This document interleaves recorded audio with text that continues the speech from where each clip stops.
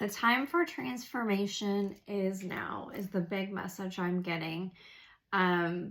This Indigo Soul Revelations, welcome. Happy full moon in Scorpio. So I'm going to give a message for the collective. So please take what resonates with you, leave the rest. I'm going to start with the Poesis deck. And first, just going to look at the split here. Okay. Look at that split. Okay. It's time to come back into union with yourself, with others, and that you need to be aware that you're going to be tested. Like, you're going to be tested to see, have you grown on your journey or your path recently? The other message I keep getting is like, take a leap of faith, like jump through the hoop, right? Like jump through this test, this fire, and see how far you've come, and be aware that you may have some stumbles along the way, but that's okay. That's part of the journey. It's part of the experience. So love the split right now. So you may be called to reconcile a relationship or just come into union with yourself. I've been getting a lot of messages about like the abandoned self, where you're in situations where you abandon yourself, you abandon your beliefs so that you can accommodate others or to appease others or not to create waves in a relationship, and reconciling that within yourself about why did you do that and what are you missing within yourself that you need to become whole within yourself, so that whenever you're in those situations again and or tested, that you're still whole within yourself regardless of what someone else decides to do. And you get to decide how you're going to react to that, right? You get to decide, and the challenge will be, can you take a step back? Can you pause? Can you hold for a minute and really recognize what's best for you and for your sovereignty, for your whole self, and to not necessarily take on someone else's interpretation of a situation. Instead, decide for yourself. Decide for yourself. Oh, I kept getting a message yesterday. Sorry, my nose is very itchy today, but the allergies are crazy. About like, let's say someone gives you some constructive criticism, and it's from someone that you really think highly of. You may be in like a parental situation or a romantic situation, or even in a boss employee situation or something like that. And this person is in your mind almost like an authority figure or something like that. I challenge you to hear them out, but take them down off that pedestal. And then really, before you respond or before you react, like let's say you start getting that bubbling feeling of like sadness or frustration or anger or disdain, whatever comes up for you, pause, recognize that. And instead of saying something like, you're right, or I'm sorry, really contemplate that feedback and say, does that resonate with me? Is that part of my truth? Is that part of my story? Do I agree with that? And instead of saying, like, let's say you do agree with what they're saying, like you can see their perspective. You don't have to say, oh, you're right, because now there's been a power exchange, right? Instead say, I agree with you. I, the sovereignty of myself, hear what you're saying, and I agree. And then go from there, instead of handing over power to someone else and saying you're right.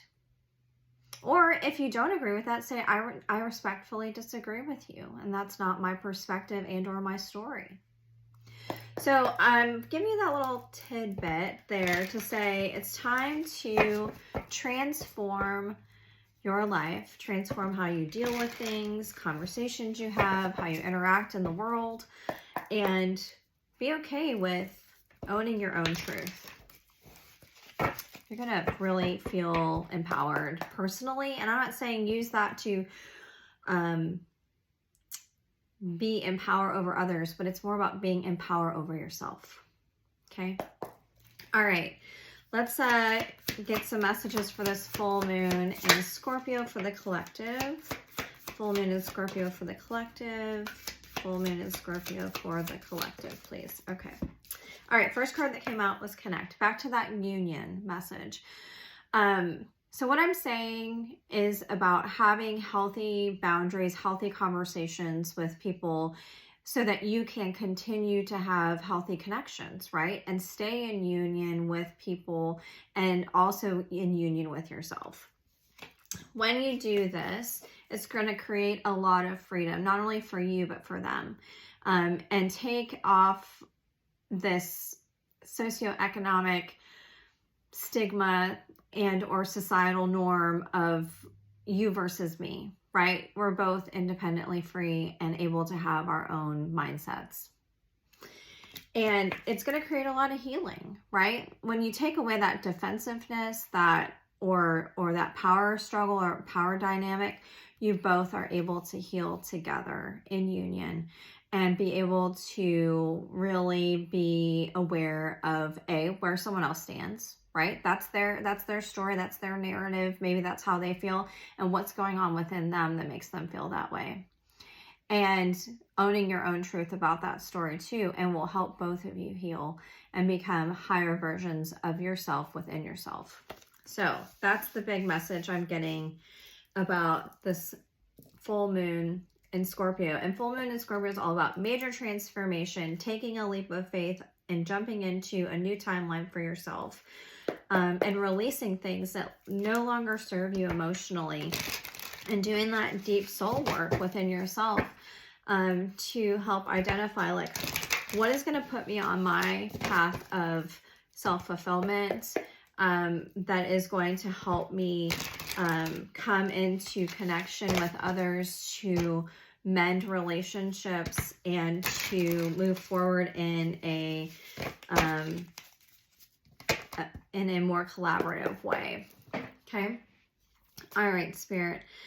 Let's clarify this reading, please. Clarify this reading with the tarot, please. Thank you.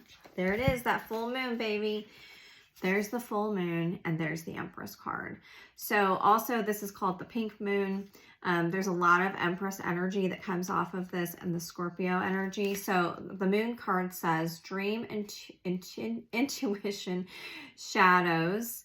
And then the Empress says luxury, beauty, harmony, abundance, grace, fertility, love, nature. So this full moon in Scorpio is going to create a major rebirth for people and help them stand in their power so that they can. The Empress is all about like creation and manifestation. Usually they show the Empress as potentially being pregnant, and I'm talking about like pregnant with ideas, pregnant with your new self, like rebirthing of yourself and standing in your sovereign power, in your own independence, because you went deep during the moon. You illuminated your shadow self here and you made friends with it. You accepted it for what it was, and you no longer tried to hide it or shun it. You accepted your own truth within yourself, and you are able to stand in your power now in the Empress energy. And let me clarify, Empress energy has nothing to do with male or female. We all have masculine and feminine within ourselves, and it's about embracing more of that femininity within ourselves so that we can embrace new creation, new rebirths of things, bringing into the world beauty, luxury, nurturing, things of that nature, art, creativity. Why is this happening right now for the collective? Why is this so important? Ace of Cups. Yeah. It's a new opportunity to step into love and step into union with others, union with yourself. This is like a massive heart chakra awakening. The heart chakra is right here. It's all about your emotional well-being and where you are in alignment with yourself. It says love, relationships, beginnings, and the white dove of peace. And it's becoming at peace with yourself too. You're releasing yourself from a self-made cage, right? You're getting out of the traps that you've put yourself in, the self-sabotage you've put yourself in. And so is the collective, right? They're opening their awareness and into different realms of thinking, different realms of perspectives on things, and how to work together not only with themselves but with others. All right, this is how's the universe helping us, is that they're ending one cycle and beginning a new one, like shedding of the skin with the snake here. The world card, it says reward, success, completion, right? Like you've come to the end of this battle, and now you get to start a brand new cycle in your life, like with fresh new eyes, and are able to move forward in a different way, in a transformed way, and knowing like what path you want to be on, which is your best and highest path. Advice right now for the collective for this full moon in Scorpio. Advice right now. Thank you. King of Wands. Like embracing your passion, like embracing that masculine energy as well within you. So this is the more masculine counterpart to the Empress, but in the minor arcana.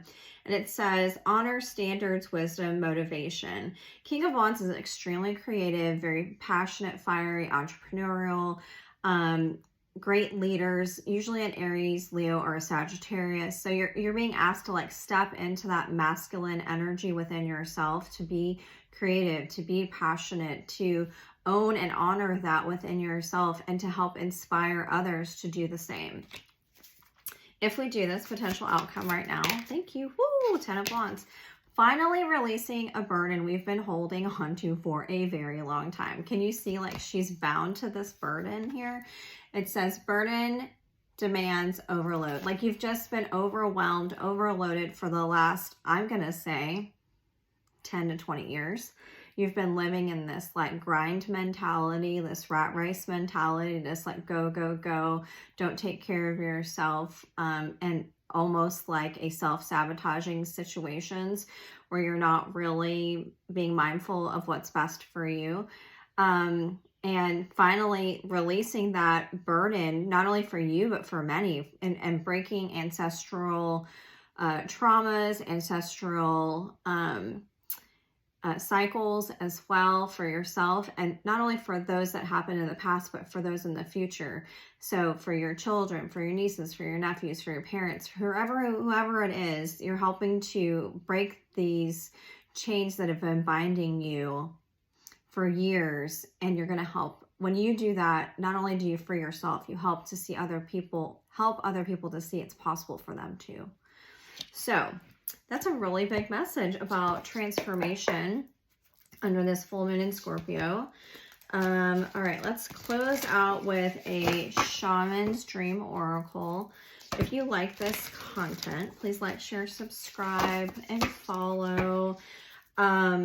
Please, if you're interested in a personal reading, please find all that info in my bio. And thank you guys so much for all your support and love. All right, Spirit, message for the collective here.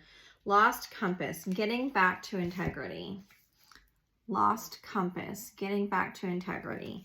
It's number 35. 3s or 5s might be significant to you. Let's look at 35 real quick.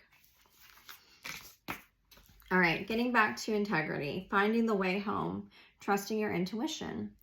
When the lost compass appears, it is a sign that you need to find your way back home. Back to your source and center, relying on your intuition to arrive there.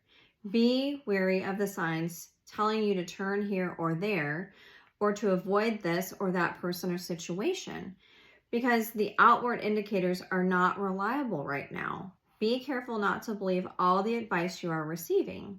Rely instead on your innate sense of direction and guidance, and use your homing instinct to lead you to your truth. The lost compass has come to show you that you need to find a new counselor. You are not getting the mentoring you need for your success. Who is this person you are looking up to as a model for what is meant to be a woman or a man? Trash that idea. Tear up the picture you carry in your mind. You are meant to be you, not the best copy of your dearest friend.